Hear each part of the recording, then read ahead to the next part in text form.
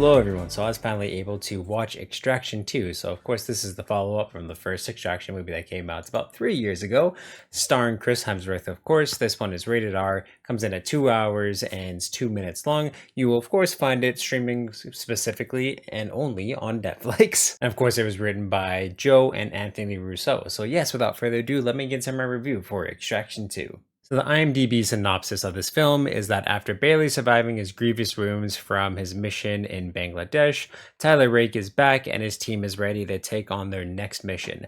So again, too, that was my biggest question from the first movie, and when I heard that they're making a second Extraction is, how the hell did he survive? And again, too, getting shot in the neck and falling off a bridge and submerging in water basically was one of those things that into 100% he was dead. The reason for it is just he was rescued, he managed to cling on for life and stay alive for just long enough. If you turn your brain off a little bit, yeah, whatever, it's back. We get another crazy, amazing action movie. So for a lot of this movie, you definitely have to turn your brain off to reality a little bit and again, to just take it as an over-the-top action movie as it truly is. Again, too, for the plot details of this, I don't want to get into it too much for spoiler's sake, and again too because I can't get into it too much. It's just because this movie is so simple within its plots. There is very little story but very big and a lot of action within it. There definitely was more action within the first movie, and I think overall I did enjoy the first movie more than what this one was able to show up, but it does go bigger and better in a lot of ways. A lot of the enemies that Rake is facing off in this movie, or facing off against in this movie, are trained soldiers just like him. So he definitely does have a lot more of a tougher time having to deal with his enemies. And again, too, from that, the action was really good in a lot of ways and sometimes better, especially when it came to some of the CQC hand-to-hand combats sequences that they had. There is of course another like 12-minute long one take sequence that, again, so I don't know how they possibly could have pulled it off in a single take,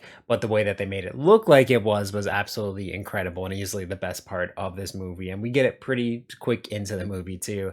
Goes from, again, to a prison escape to a prison fight to a crazy train sequence that just involved a lot of people, a lot of vehicles, and it was absolutely crazy and just very well directed. Of course, like I thought the first one was, this one continues that trend. Again, too, very simple movie in terms of its plot and premise, extremely predictable, and a lot of the side characters are just not really flushed out. They're not really given a lot to do, so that makes them very generic, very predictable in what they're going to do. A lot of them make just really dumb decisions, bad decisions that you think that they should know better from their history, their backgrounds that you're given, but again, too, they make a lot of these decisions that just play out extremely predictably, and again, to do take away some of the suspense, realism, and thus likability from the movie away. And again, too, we do get some great action sequences that come from them, but just it's so over the top and so unbelievable in a lot of ways. Once again, that's not why most anyone's ever going to go into this movie watching it. You're there for the crazy kills, you're there for the amazing action sequences and the amazing directing that we know, of course, from the first movie does transfer into this one very well. Again, too, fight scenes are absolutely crazy. There's some amazing things they do, some very unique and horrible kills that come in. By horrible, I mean they're awesome. Just very unique, really make use of the environments and of course Tyler Rake's skills. So I did really enjoy watching it. When I watched it with my family, all of us were shouting outs a few times, gasping a little bit, cheering a little bit because of how awesome a lot of the action sequences were. So again, too, very easy, simple watch that again, too, I think most anyone can predict how it's going to play out. But it's so damn fun and so damn awesome in so many ways. So really, with everything taken together, I'm gonna have to give Extraction 2 a 7 out of 10. Again, I still like the first one. I think there's a lot of things that it just did better. And again, too, with this one, we knew exactly what we were gonna get. So this movie knew what it needed to be and just absolutely stuck to it, both to its strength and its demise in a lot of ways. But it does leave a lot of room for there to be a third film, which I would be very excited to watch. given the mission and the characters. And again, too, Idris Elba makes his way into this movie too. We don't really get to see a lot of him, but I hope in a sequel we do get to see a lot more of him doing his action outside Chris Hemsworth. I think that could be very, very fun.